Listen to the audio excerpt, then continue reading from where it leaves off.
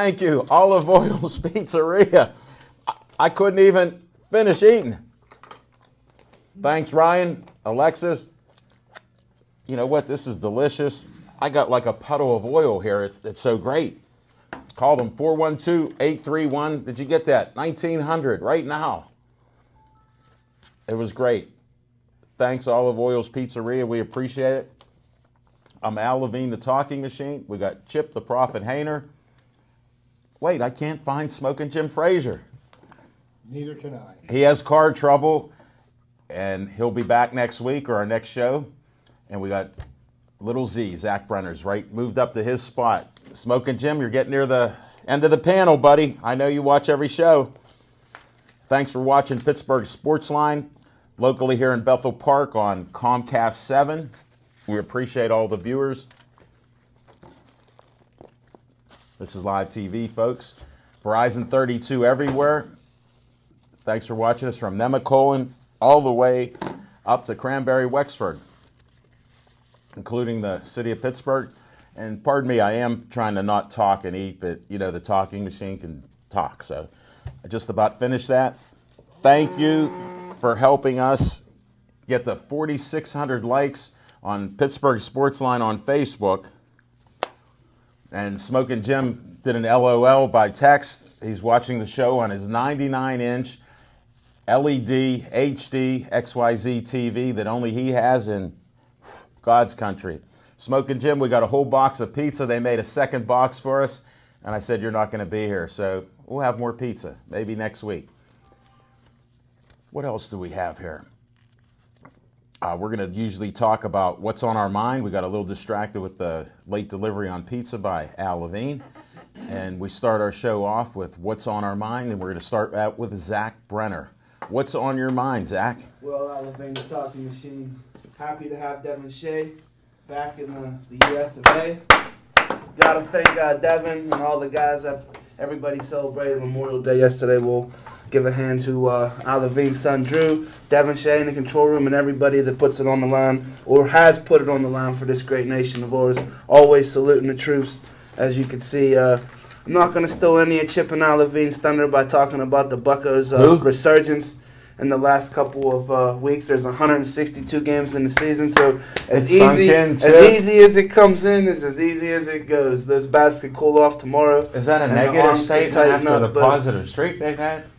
What's really on my mind is I want to take a second to talk about something that I'm very excited about, and that's the Fight Company, which is opening on June 1st at Century 3 Mall. It's going to have over 35 heavy bags, a large amount of CrossFit material, over 20 pull-up bars. I know Al Levine loves to work on those pull-ups, on those guns that he has, but I'm very excited for the Fight Company that's opening on June 1st, and that's what's on my mind. Thanks, Zach. Appreciate it. All right. No Smoking Jim threw me off my regular routine. Mm-hmm. Chip the Prophet Hayner, what's on your mind? Well, thank you, Alan. It's good to be back after a 1-week hiatus. We've got a lot of great Pittsburgh sports to talk about, so I'm not going to delve into any of that right now. Okay, we've got the rest of the show to do that. You know, we've got the NHL playoffs, we've got the NBA playoffs, and there's a lot going on there.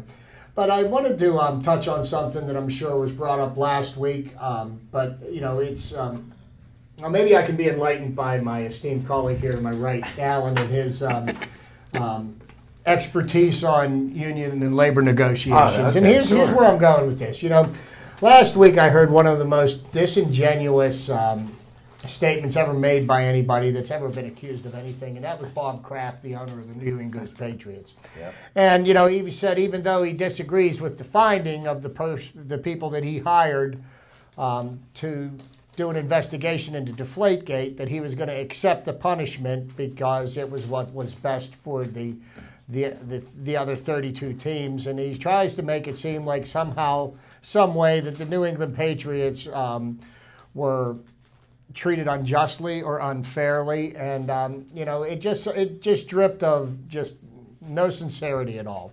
So now here's the next thing that I'm thinking about. Okay, he didn't want the NFL to be dragged through the mud, to be dragged through the court system over this thing. Right. It's just best to put it to rest. Well, then you get Tom Brady. Tom Brady's been suspended for 4 games. Okay. Well, this is great, so the NFL Players Association, as it's supposed to do, decides that, yes, we'll represent Tom Brady in his appeal, okay? Then the first thing the NFLPA does is they say, well, we want Roger Goodell to recuse himself from the being the arbitrator here because we don't feel that it's being fair. Well, this is where my friend Al can help me out here, and just let me finish my thought here before you do. Look, I'm wiping grease off Okay, my closet. so you've got a collective bargaining agreement, and you've got an agreement that was collectively bargained by both sides, the Players Association and the owners, and they agreed on how discipline was going to be meted out and who was going to be responsible to hear this. So now, by the union making the statement that they want him to recuse himself, are they then violating the collective bargaining agreement which they signed? And if that is the case, does that mean like the whole collective bargaining agreement is no longer any good? Is it null and void? And if it is, well, then don't you think that Mr. Brady is being a little bit selfish, trying to save his reputation and damaging the rest of the players and the game of football itself? When, if he would just follow the lead of his owner and just shut up and take your punishment and move on, this would all go away. But no, it's going to get dragged through the court system because you know what Roger Goodell is going to do. He's, at best, I think he might reduce the suspension to 2 games.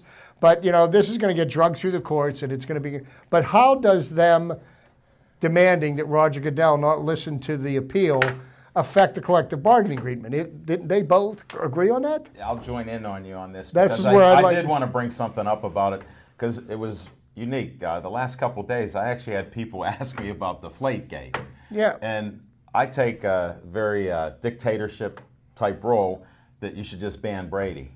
And he's done. And why? Because they've been cheaters many times. And Belichick, even though he denies he knows anything, he controls everything. So, I mean, there's not a lot of proof, but everybody knows it. They should just pull Kenshaw Landis and ban them. That's what would happen. And then let Kraft pay the whatever fines and other things that would happen. And maybe they couldn't be in the playoffs for so many years. But that's what I've told a few people. But getting back to the CBA, here's how simple it is. People don't realize their compromises. You get some stuff you like, I get some stuff I like as an owner or whatever, and that's what we deal with. Maybe I didn't like what I had to give you and you didn't like what you got. Guess what? Goodell is the emperor. He gets to make all these decisions. Now, the Players Association, I give them credit. They're trying, full court press to use a basketball term because they're all coming right at him. And they're going to try that. It'll get thrown out. Goodell still has the right. He doesn't have to recuse himself on that. It's pretty clear in their CBA. That's why so many of his rulings get changed, because he has doubts and political pressure, even though we don't hear it from the teams. How do 32 teams agree on everything? Look at Baltimore has been driving this Deflategate more than anybody else. They're the ones that warned about it, said they caught him, and who knows if they're guilty on things, but that stuff happens. My point is the CBA will override all of this stuff, and they can appeal whatever they want. They'll still go by that. And if he chooses to do like he normally does and reduce, time off or how many games he's suspended, it'll be on Goodell solely. Just like he has to watch himself now because he's been tied in so closely with Kraft. So I think it might stay to 4 games as well it should. Whether it's a stupid infraction or it doesn't really help, who knows? But they fumble over 50-60% less because of deflated balls. Look at the stats. So, I mean, that's part of it, Chip. Yeah, it just amazes me that they can agree that this is the way we're going to allow ourselves to be judged. And now, because the marquee player in the league is being judged that way, well, wait a minute, this isn't fair. Well, it was fair enough to agree on it a couple of years ago when you signed the agreement, wasn't it? Right. The best thing they could do is just shut up about it and move forward, and win let it go another away. Super Bowl or do whatever they're going to do. And let it go away. Yeah, and it will. 4 games in a season, that's not too bad for all those years and all those Super Bowls. Mm-hmm. So, but that's what's on my mind. And just to let you folks know, I got a text from my friend Jim Frazier, and he said Brady will play in week 1. We'll see. Yeah. Hold it. He sent me the same thing. Smoking Jim. You finally come up with a new line, and then you send it to both of us. You might have sent it to Zach. You know what? Take another week vacation off. That's what you needed, fresh material. We need you, Jim. That's we a need you, white my party. friend. We need you here, brother. We do that. That was partially what's on my mind. But for all the people about the Buccos, woe is me, they're over 500 now. No, they're at 500. I thought they were over 500. 22 and 22. Oh, man, I was too hopeful. After they win tonight. Okay, all right. I was jumping ahead of myself. All right, but they got on a winning streak. They've had 4-game, 5-game winning streaks, 4-game, 5-game, 3-game losing streaks. That's what a season's all about. Don't give up on the Buccos. Let's go Buccos. And I do have a few announcements to make because I saw John over there paying attention. For everybody that didn't go to the farmer's market today, it's every Tuesday, rain or shine, 3 o'clock till 7 o'clock. Check out the farmer's market up at St. Thomas More, right on Fort Couch Road. All the great things are still there, plus even more. Check that out. And then we didn't have a show on location this week, although Duke's Rib House and Grill wanted us to have a show on Memorial Day. Well, to honor our veterans, we didn't have a show. And so Skeets, he had his normal munch on Monday where he honors veterans and everybody to come out and munch the food. And he has all kind of things there that you could eat. If you need a car service, bring it out on a Monday. He puts out a spread. You won't have to eat the rest of the day. And give him a call, 724-348-4715. And the last thing I want to tell you, you've seen this stainless steel Weber grill donated by EV Hardware. Well, I'm out of tickets. There's going to be one last day to get your final tickets. It'll be at South Park Shops on June 6th, I think from 10 a.m. to 2 p.m. I make an appearance and wander around trying to sell tickets, so look for me wandering South Park Shops, 10 and 2. Thank you. And that's what's on my mind. And now we're going to start our segments there. Smoking Jim, why don't you call in and give us fiction and fact from Smoking Jim's Almanac? 412-831-3304. Smoking Jim, you know the number. I know you're watching. Let us know. All right, he didn't call. Chip, let's do trivia time. Let's do trivia time. Okay, well, I've got several different avenues to follow here on trivia time. And, one of them I want to pay tribute to one of Alan's favorite ball players of all time, Babe Ruth, on May 25th, 1935. He hit the last 3 home runs of his career right here in Pittsburgh at Forbes Field. And the interesting thing about one of the home runs that he hit was also the first player to ever hit a ball physically out of Forbes Field. He hit it over the right field roof, out over onto the to the roadway. So tip our hat to Babe Ruth in the end of his illustrious career. But to get back to another part of his career that shouldn't be forgotten about was back when Babe Ruth was a member of the Boston Red Sox. And Babe Ruth won a game on May 20th, 1919. He won a game on the mound and at the plate, believe it or not, because Babe Ruth, if people didn't realize, was really an amazing pitcher, as well as a power hitter. He hit his first career grand slam, and the Boston Red Sox beat the St. Louis Browns 6-4. Wow. That was on May 20th, 1919.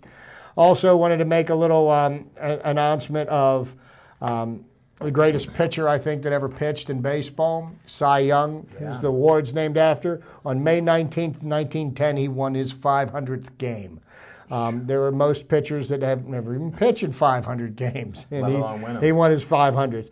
But the rest of my trivia this evening is going to be somewhat related to the Pittsburgh Pirates, believe it or not. Who knew? Who knew? What happened this weekend over at PNC Park between Friday night, Saturday night, and Sunday? They had Garrett Cole pitched on Friday night, struck out 10 batters. I know. A.J. Burnett pitched on Saturday evening, struck out 10 batters. Francisco Liriano, to do them one better, struck out 12 on Sunday. That gave them 32 strikeouts in 3 games by the starting pitchers. Now, the last time that was done by Pittsburgh pitching staff was in 1969. The 3 pitchers that were responsible were Bob Veal, a big, rugged left-hander, threw the ball like real fast. He could throw a brick wall. Bob Moose, may he rest in peace, who died in the early 70s of a tragic accident, and Doc Ellis, the flamboyant pitcher of the late 60s, early 70s of the Pirates, who supposedly pitched a no-hitter under the influence of LSD. So that's a pretty amazing statistic for the pitchers to have accomplished there. Also, on May 26, 1959, what I consider the greatest accomplishment of any Pittsburgh pitcher ever in a losing effort, Harvey Haddix pitched 12 innings of no-hit baseball and lost the game in the 13th inning on getting a base hit. And pitchers don't even pitch more than 6 or 7 innings anymore. He pitched 12 innings of hitless baseball, lost his no-hitter in the 13th inning. That happened May 26, 1959. Also, a gentleman that played for the Pirates for a number of years, Paul Wainer. As a member of the Boston Braves, got his 3,000th career hit on May 19th, 1942, to join the 3,000 hit club. May 19th, 1956, Dale Long. Dale Long started a streak that stood for a number of years. I believe Ken Griffey Jr. may have tied it. He hit a home run in 8 consecutive baseball games. It started May 19th, 1956. 1981, the We Are Family Pittsburgh Pirates, just a year and a half removed from their world championship in 1979, the Pirates' Jim Bibby gave up a leadoff single to Terry Harper of the Atlanta Braves. No big deal. First batter up, he gets a base hit. He then retired the next 27 batters for a 5-0 one-hitter. That's amazing. And because the National League, if you play a field position, you have to bat. Jim Bibby also collected 2 doubles in that game. Also, going back to some more recent history, this may be a name that Zach may remember. Jason Kendall hit for the Cycle and drove in a career-high 5 runs, leading the Pirates to a 13-1 rout of St. Louis. Kendall had a 2-run homer in the first inning, an RBI single in the second, a double in the third, and a 2-run triple in the eighth. And that was on May 19th, year 2000. And the one last thing, at times I've talked about teams that have moved. I always felt bad that the Dodgers moved from Brooklyn to Los Angeles and that the Giants moved from the Polo Grounds to San Francisco. But the team that now resides in Atlanta got there by quite a circuitous route. They started out as the Boston Braves, and they weren't drawing well in Boston because they had the Red Sox to go against.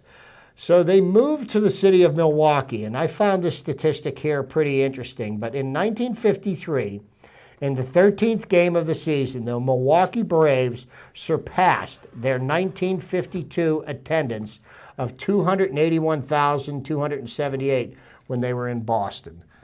So it took them 13 games in Milwaukee to put as many fannies in the seat as they did there last year in Boston. But that's my trivia for this week. Thanks, Chip.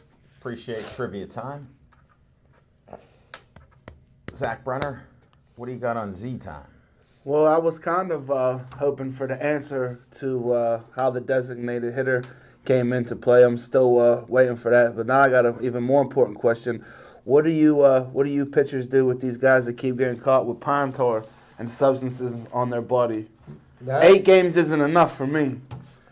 That's... Is that 8 starts? Because that's not 8 starts. It's only 8 games, and there's a 162-game season. So you make an excellent point.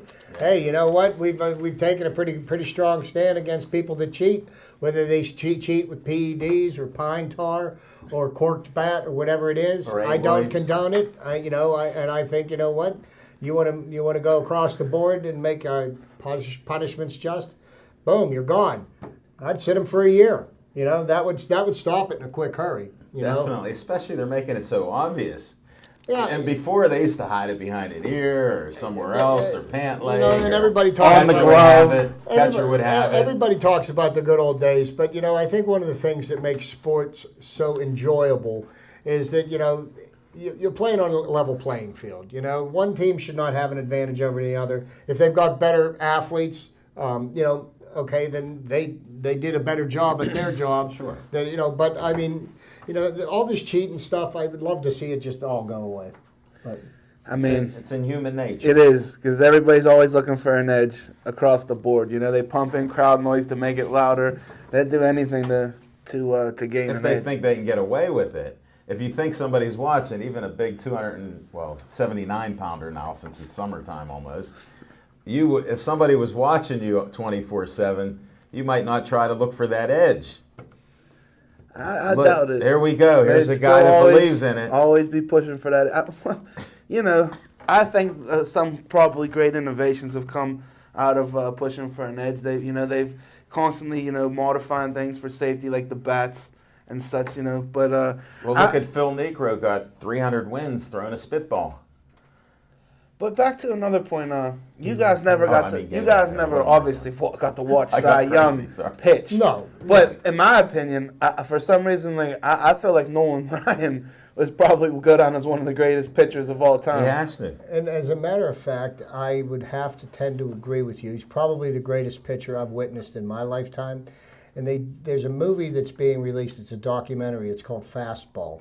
And they went through all this statistical analysis, and they were trying to determine which major league pitcher through history, and they did this through the fastest fastball. And they determined that Nolan Ryan clocked out at 108 miles an hour through the fastest fastball of anybody Really? in history. It's a very, very interesting documentary, and I can't wait till it's released so I can watch it. So I heard somebody talk about it that saw the premiere of it before it's been released, and I'm sure I'd absolutely find I it can't fascinating. wait to see that. I mean, if you had to, off the top of your heads, you guys are bountiful of knowledge in baseball.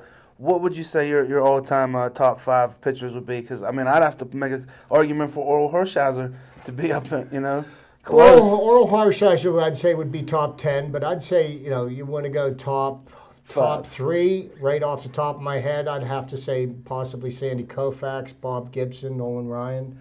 You can't forget about Tom Seaver. He's definitely top 5. Yeah, I'm agreeing with you on that. You know. Don Drysdale would get some consideration. Don Drysdale would get some consideration, but Sandy Koufax, even though he didn't have an extended career, for the short period of time that he did pitch, he was basically unhittable. He was, he was a lefty that had every, the pitches he needed. Curveball, fastball. And he was great. And the problem with the injuries that ended Sandy Koufax's career are things that only keep people on the disabled list now for 3 or 4 weeks.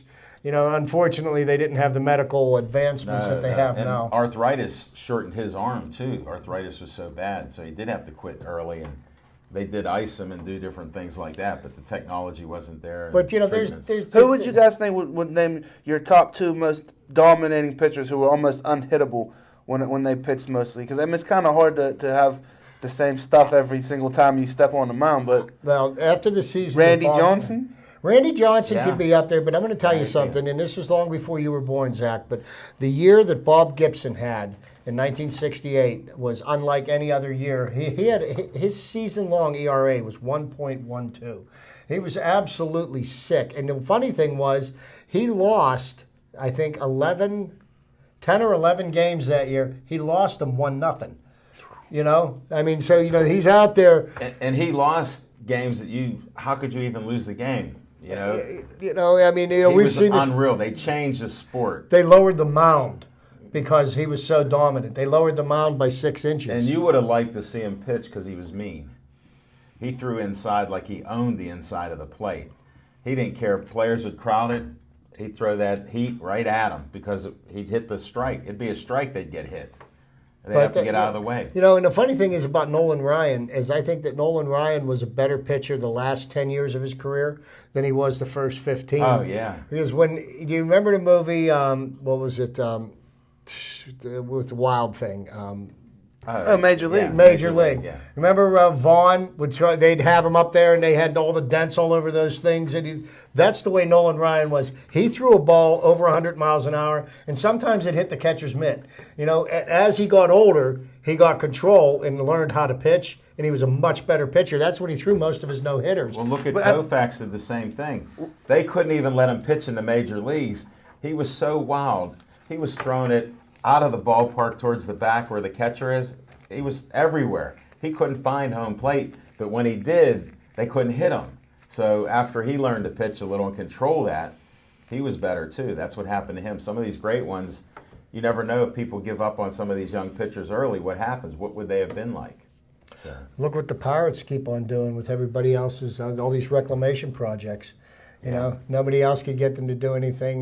Ray Searage, hats off to him. Uncle Ray, he's amazing. I know. Obviously, the Penguins are golfing and playing hockey all over the world. So, but there's still playoffs going on, folks. The playoffs are still going on, and there is some good hockey that's taking place. And there's anybody. two series going on. Chicago, Anaheim. Anaheim scored 45 seconds into overtime last night to take that series to 3-2. It's 3-2. And the Rangers are down 3-2 to the Lightning. And to the Lightning, but I don't count that Rangers team. I don't count either of these teams out because the Rangers came back from 3-1 against the Capitals.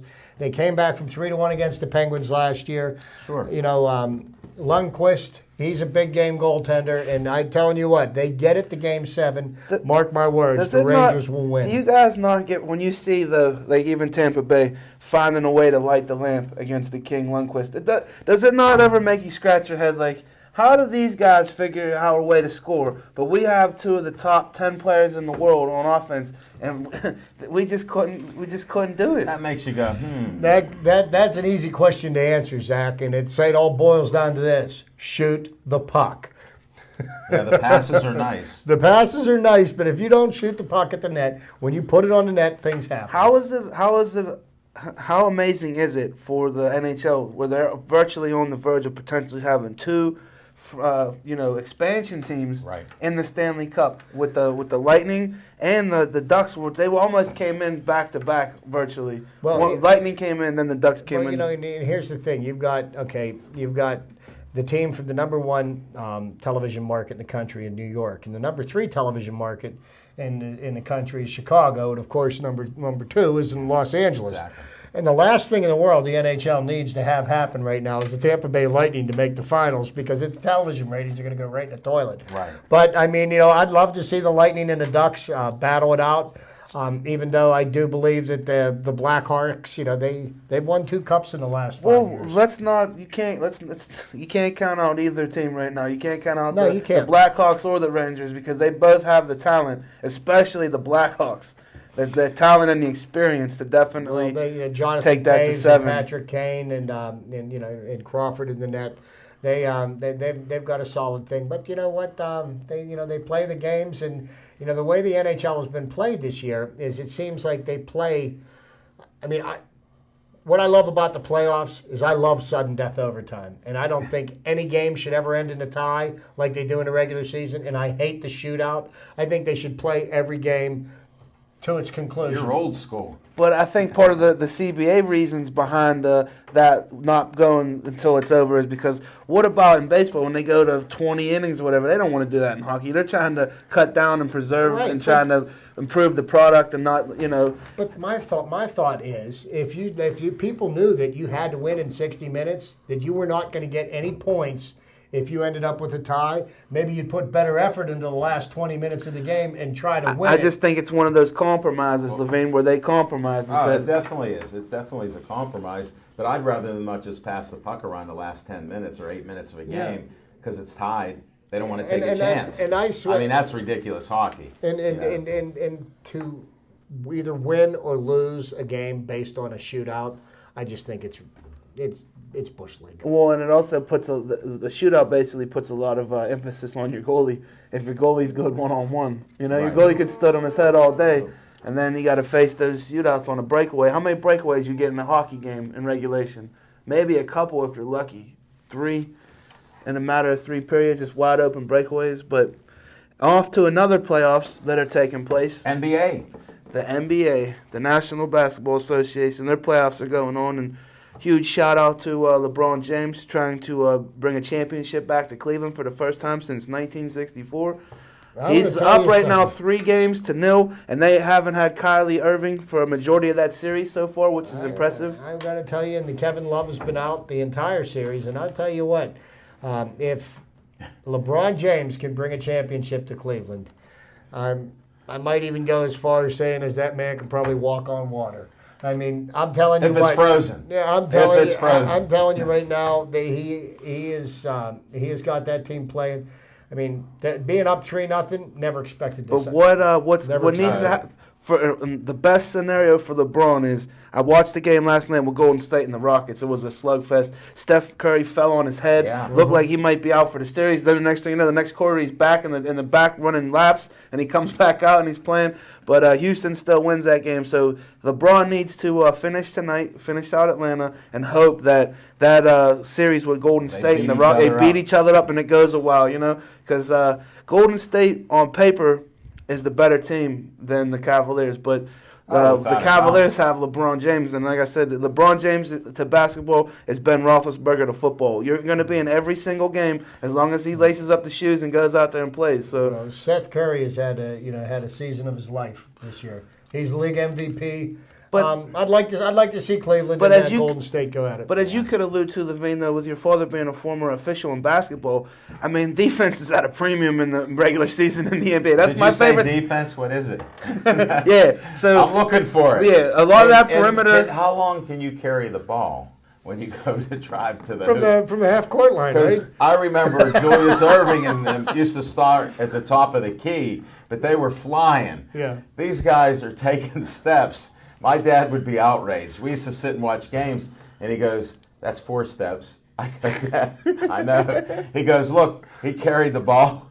That's it, let alone fouling the guys, So it's really loose there, but it's a lot of fun watching the game. This is the only time of year that I watch the NBA and enjoy it, and it's actually fun watching all this. All the threes that Curry's throwing up, Harden playing like he is, the other players, with the Cavaliers, I thought they could do something, but not without their key players. LeBron's great, but now he's elevating other players. So, I mean, that's a good thing.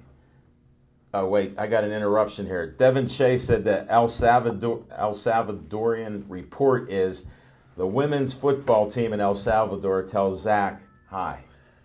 That was a text message I got. And just for the record, on the WPA Wildcats, there's a lot of friends from my neighborhood that are on that team. So shout out to all my boys on the Wildcats. Oh, the Buccos up 1-0. Them battling Buccos. They're on a tear. Gong. Thanks, Devin Shea, for your service in El Salvador. I heard you put down another revolution there of Heat. So you beat the Heat. Not in Miami, but thanks, Devin Shea. He's in that control room, manning all the equipment, and somehow he moved around. Rarely do we see him in an hour. But so far, he's been in our room twice, and he did post some signage outside. So thanks, Zach. Welcome back. Well, Z, the basketball season's great. You covered a lot in Z time. I'm ready for On Location. We're going to the Village Tavern and Trattoria. That's in the West End, South Main Street, where the old Temperanceville is. Check out owner Ray Hannis. We'll be there from 6 to 9. We're doing jazz and sports again. We've got a combination with vocalist jazz singer Jessica Lee, guitarist Mark Strickland. We may have a saxophone player, Jay Willis. They do dinner and jazz from 6 to 8. Come on out. It's a great show. We might be out on the patio. That's Thursday night. Then we come in with Pittsburgh Sportsline. We're bringing a lot of great guests. Go to our Facebook page for the event. We probably got about 30-some people coming, so check it out. Call for reservations, and we'll see you there. We'll be at the Royal Place on Monday. We're lining up some guests from boxers to you name it coming in, MMA, because there's Gladiators of the Cage next Saturday on the 6th. So we'll be checking that out up in Butler. And On Location, we'll be back in Dukes on the 8th. And I wanted to announce that my friend and the voice of the Meadows announcer of harness racing for over 40 years, Roger Houston, is coming to our show. He agreed to be there, so check out Duke's Rib House on June 8th. I'll be posting that up probably tomorrow, and that should be a great show. Just with the stories that Roger has, it's unreal. He's the guy that come up with, when he announced the pit games at the stadium, Hugh Green. If anybody remembers that Hugh Green that he would say, Roger did that. He also announced other sports.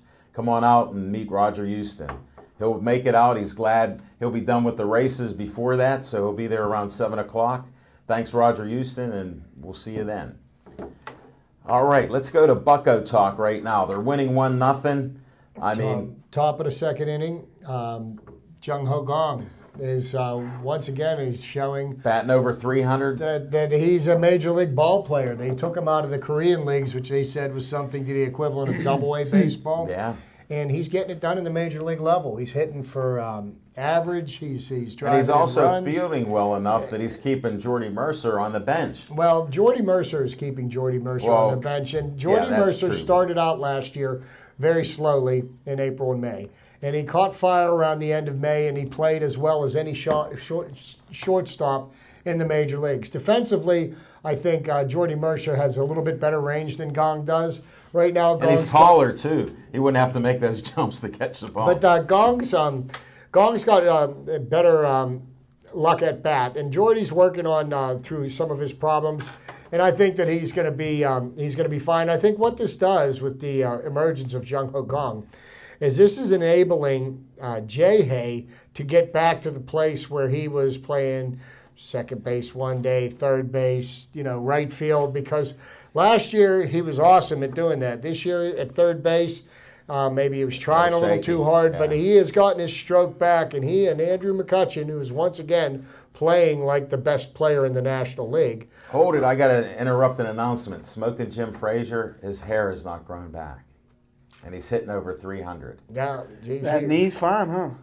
Yeah, well, I told you, all the Healed. experts on talk radio they were insisting that he was hurt and that he should be sat down. Once again, they were wrong. It's amazing when the weather gets warmer, so does Kutch.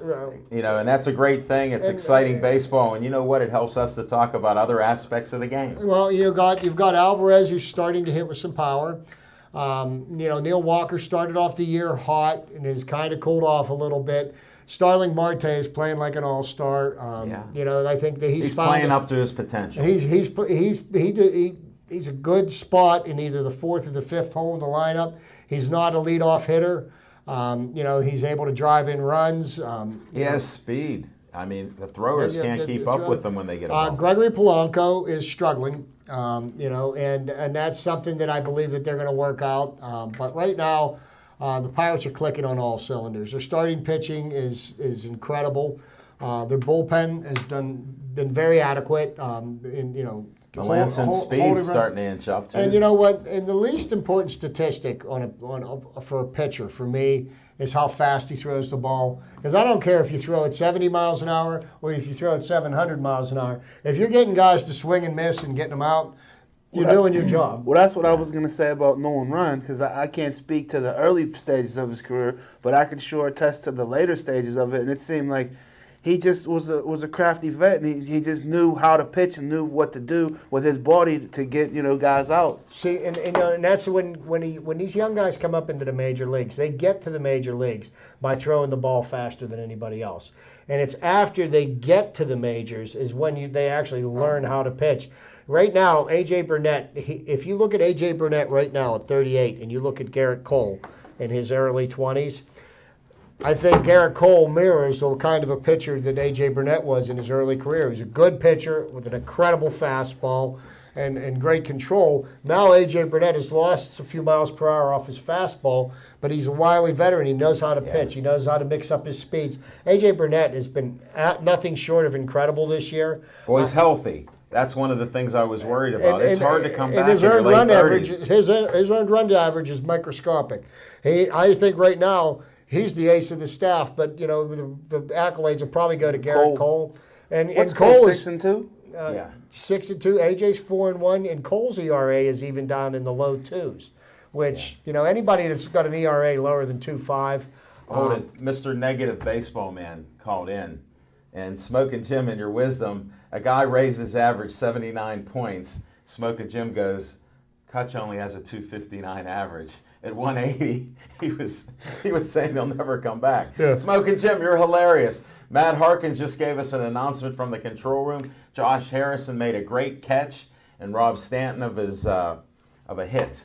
Right, but Jim, just to clarify for you, since 80 points up. Since May the 1st, Andrew McCutchen has been batting over 300. He's hit 5 home runs. He's driving in runs. He doesn't need the hair, Hold Jim. on, we're still in May, aren't we? Yeah, we're still in May. That was since the start of May. Smoking Jim, call in. Or get one of your sweeties to call in. 412-831-3304. And tell us what you're doing watching that, eating popcorn on that 99-inch screen. And I said this before the season started. I've said it after the season started. I'm going to say it again today. The Pirates are going to catch the Cardinals and win the division this year. Whoa. And that's a bold prediction. He's been bold all year. Right now, I think a bad detriment to the Pirates is the resurgence of the Cubs, because nobody thought the Cubs were going to bounce back quickly. Yeah, it was going to be a 1 or 2 year They kind thought of at thing least. with Theo, with young Epstein. You know what the brilliant mind. Cubs remind me of right now is the Pirates back in 2011.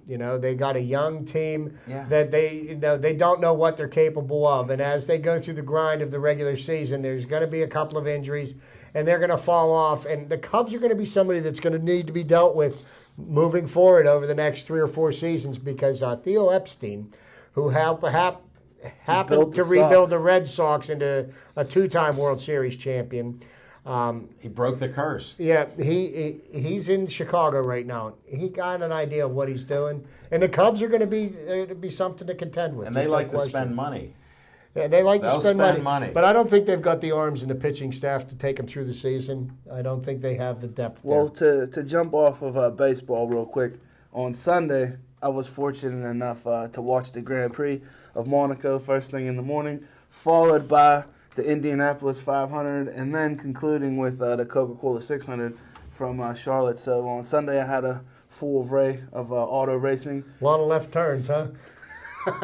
in the Grand Prix of Monaco. He can't even look at us. He's looking in the Grand Prix of Monaco, it's through the great city of Monaco. So there's there's a lot more than just turning left in Formula 1. I wonder how they come up with that name.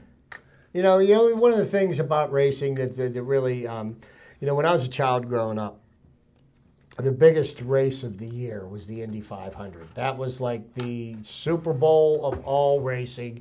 That even, outweighed the Daytona 500. And that's one thing about NASCAR. I'm never going to understand, why do you have your biggest race of the year in the first race? I think it would be, have it as the last race of the year. But what do I know? They're ready. They're trained. They're ready. The cars are ready. Since I can speak a little bit to it, because I'm a huge fan of NASCAR, and I've been to the last 2 Daytona 500s. The thing of it is Chip, that it's the Daytona 500 is like the Super Bowl, but it's one of those deals where it costs millions upon millions of dollars just for the most minuscule things in that sport. Mm-hmm. And the car is $1 million+ just for one car. So the first race of the season is more of a celebration to all the guys that are paying the big money for these things. You got all the people. Well, I know, I see it. All the families from all the big major corporations come in, all the employees, all the key players. At each race? Not so much. Not so much. Because you don't have the ability to handle that many. When you go to places like Richmond or Bristol, they're small towns. They've got stadiums that are just like these little things that they still put 150,000 people into them. But when you get on to Daytona, you've got millions of people down there. And it's like I said, it's an atmosphere. Like I can show these guys. Spring break too. Yeah, spring break comes. Spring break comes, and bike week comes after. That's another great time to be down there if you're a fan of biking and motorcycling. But I used to like for several years people like Tony Stewart, and I know there was a couple of others that ran the Indy and the Coca-Cola. Yeah, double duty. And I would have loved to have seen somebody pull the double. I know it's tough. I mean, that's driving. Well, you know what the thing of it is, Chip. The reason why it's so tough is because of how tough it is to drive these cars at Indianapolis. It's not just but that's the first thing. It's not so hard to jump in the car in Charlotte and drive in the NASCAR. It's real hard on your body driving in the Indy 500. You got to think, you're in that car for 3 hours, and you're out driving 200+ miles an hour, and you can't lose a second of concentration. Because the minute you do, you're all over the infield and the grandstand. And as it stands right now, there haven't been many that have been able to make the transition from open wheel to jump into a NASCAR and dominate the sport. Yeah, and you guys were fortunate enough to have been around with some great names: Unser, Mears, Andretti. I didn't get to watch Petty. Richard Petty in NASCAR. You know, like I'll say Junior that, Johnson. And, I was able to Cale Yarborough and all those other guys. to watch a lot of Earnhardt. I only Legends. missed 6 years, pretty much in the 80s of Right. Earnhardt's career. So He wasn't a very liked man. Well, So, no, I mean, but he they was. didn't like him at all. They didn't like him because he was all about winning, man. And Luckily, his mother didn't drive a race car. he'd have run her. hey, shout out to Earnhardt's mom. She still lets people walk on the grounds down there in Kannapolis, North Nice. Carolina, if they stop by. So As well, she should there. it was a great day of racing. Junior finished third, made a little late what? in NASCAR Oh, okay. in the race to end. I didn't The know. real race to me only mattered at night. I love racing, but the Yeah. true race started in North Carolina at 6 p.m. So Junior finished third. He's fourth in points right now. He's having an unbelievable year statistically. He's got something like 5 straight top fives, 7 top tens. Racco's So points up.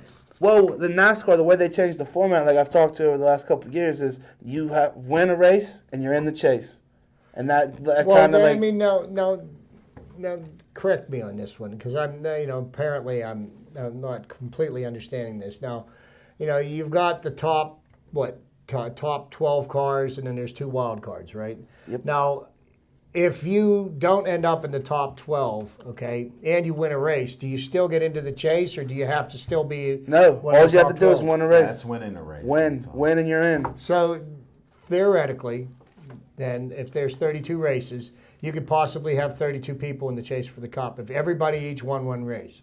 Yes. Okay, so then the point the standings, the odds of that happening, Yes. they're Yes. incalculable. Correct. But then what's the purpose of having a point standing if all you have to do is win a race to get into the chase? Well, maybe it helps fine tune. I it. know, I'm not trying to And bust those your last chops. couple spots These are one going to of be those things I'm trying determined to by understand. points, though, because you figure you're not going to you might have like 8 or 9 different drivers win all season. So the rest of those positions by the non-winners is going to be filled out by how you did the rest of the races of the season. Okay, but here's another thing that I'm just thinking of. Like, okay, so you win a race, you get a chance at the chase. So let's say, one guy has an incredible year and he wins like 8 races. And then, he's gonna have somebody that could potentially win the title That didn't win a race. that won one race when you won 8 times as many, and you then clearly dominated the sport. You have in the last race of the year, you have a bad race. But you get crashed. You want to know, if you guys really want to know why this was all instituted, was Yes. because of the dominance of the number 48 car, Jimmy Johnson. Jimmy Johnson and Chad Knaus won 5 straight championships in a row. They called him old 5-time. Well, he has 6 now, but he won 5 in a row. Sure. And that's something that you can't name too many sports where a guy did it 5 straight years in a row.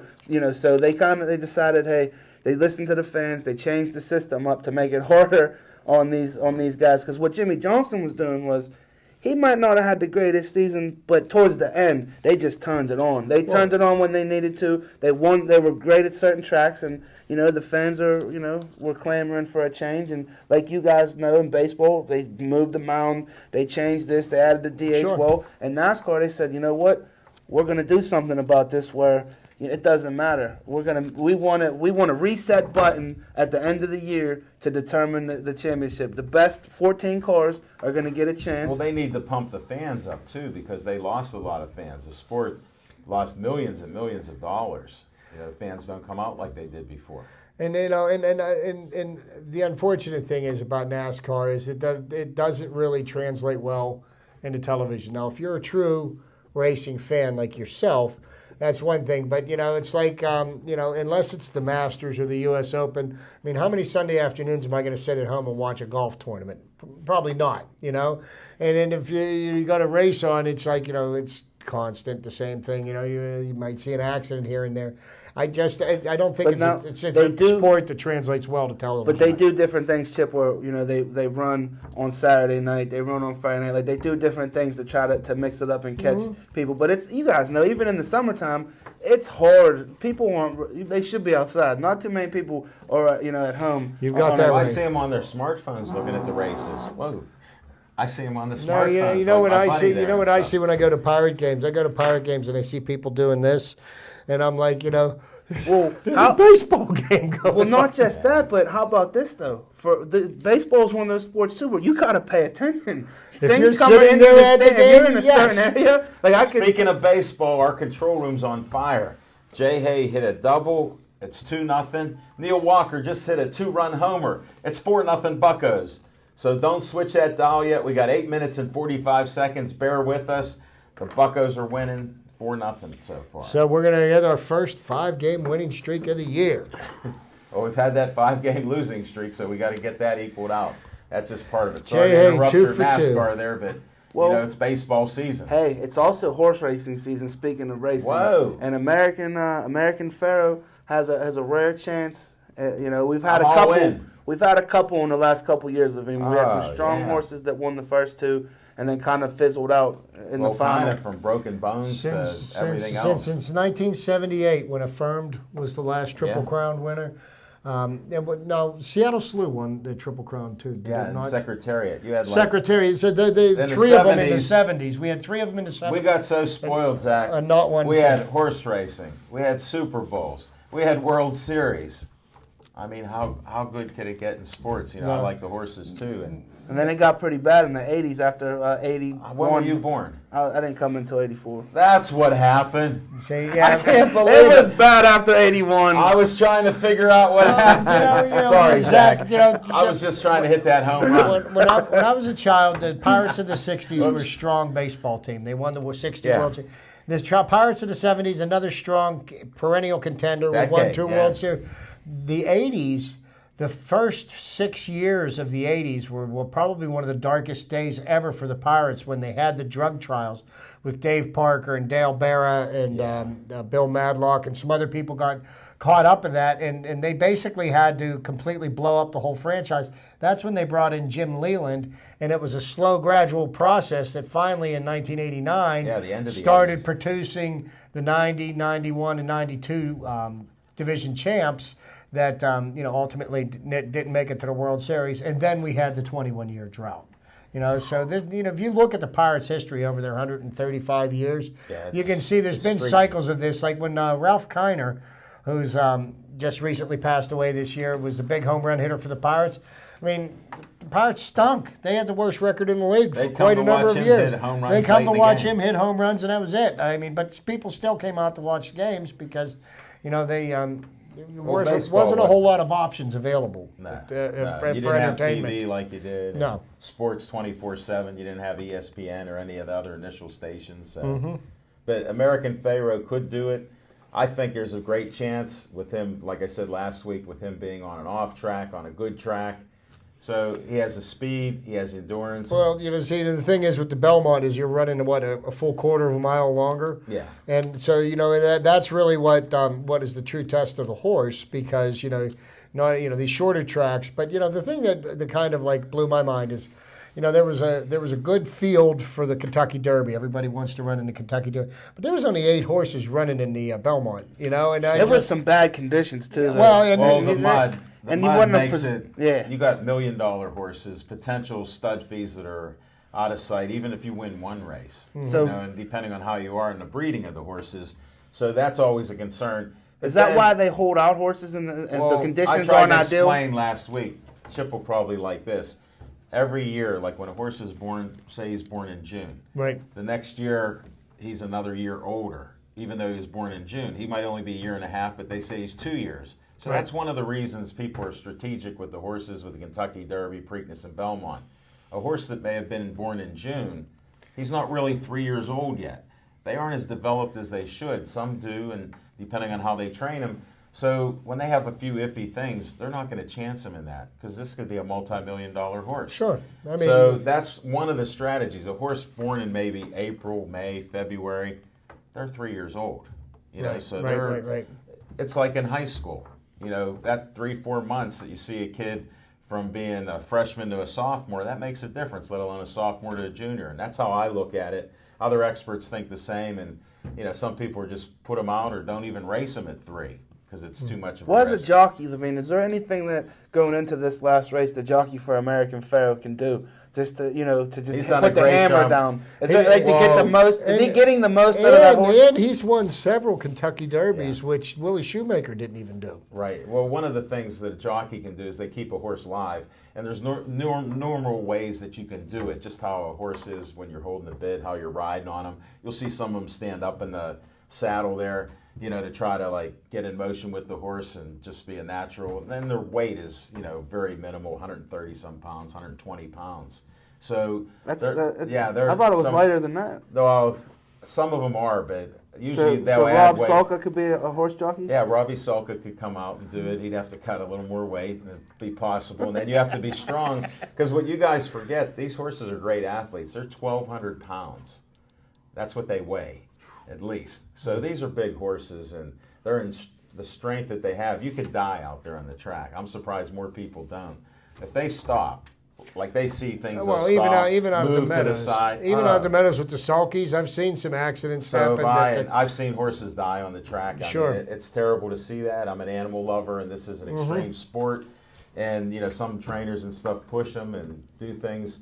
The good trainers, they keep their horses healthy because it's an athlete. Would you go for broke, though, at this point, knowing No, that there hasn't been one since Here's the 78? thing that you have to watch with a long race like this. If you go full out for a horse at that whole length, it's hard, especially if the fractions are fast. You have to, it's so complex, even though it seems simple. You have to rate your horse. You want to go so fast, but yet not too fast. So it doesn't Then you want to fizzle. have, because you can't shift you want to gears have on a a kick. horse. You want to have a kick at the end. And You wanna have some something left. horses are natural closers. I know this might be boring to some and maybe you don't like the bet, so don't bet, enjoy the races. But a horse, some are very usable. You can use them once or twice. Others, they only have one shot. So if you start out and they're back, they have a good closing ability. And they can come up and close, and you got to have a good driver or a good jockey. But the problem is you do have traffic. So with me, less horses in these bigger races like the Preakness and Belmont, I sort of like it because it doesn't matter what post position you have. Ideally, you look for that 5, 6, 7 post. But even if you're 8 or 9 and you have that many horses. Didn't American Fair, doesn't he have the inside, or the first position? Did they draw yet I for don't it? know if they drew for this one. Last race they did draw and he had the rail. They actually didn't want the rail. No, because you can get boxed in, and then your 'Cause the other horse horses doesn't get a have- chance to run. They're banked like we talk about. A track is banked like this, like a racetrack that the cars are on. You're in the one hole. Your horse out here, He's working a lot harder. look at him. He's already getting to the gate. He's at the gate. They let him go. He's already got the angle to go a little faster. So he can get there. So you got to be tactical to go up there and And you hang don't in want to there. get It's boxed in. strategic, And yeah. you don't want to get boxed in against the rail, because then your horse can't run, and then by the time you get him free and you get him into full gallop. Well, the other thing you worry about is you choke a horse down. And what that means, you held him back so much you took the heart out of him. Sure. You can't get him started back up. And you see that in races because you go, what's that jockey doing? Well, he's got nowhere to go. You can't just go and make a right turn Sure. to go win the race. And then the rail's in the way, too, if you try to make a left. Yes. So you got to be patient. I don't think you can go all out, Zach, and go wire to wire. So It your might be prediction, possible. Willie or won't he do it? We get a triple crown. We got a triple crown Triple winner. crown, You heard that's it what here. I Al think. Levine's on record. Yeah, American Pharaoh. Don't bet the house. Enjoy the race. Hey, real quick, I just want to give a shout out. A good friend of mine got hurt today on the construction scene. They didn't put the scaffolding on right. He fell 2 stories and shattered both of his feet. Ooh. So, Sammy the Bull, get well soon, buddy. Yeah, I hope so. Sorry to hear that. Hey, Chip, thanks for making it back with all the trivia and baseball. Zach Brenner, thanks for bringing everything you brought. I can't keep track of all the subjects you brought, but they were all good. I'm Al Levine, the Talking Machine. Thanks for watching us. We'll see you on location. Come out Thursday night, Village Tavern in Trattoria. Monday, the Royal Place. Dan Bogan's going to be there. Thanks, everybody, for watching. Be safe. Stay Joey strong.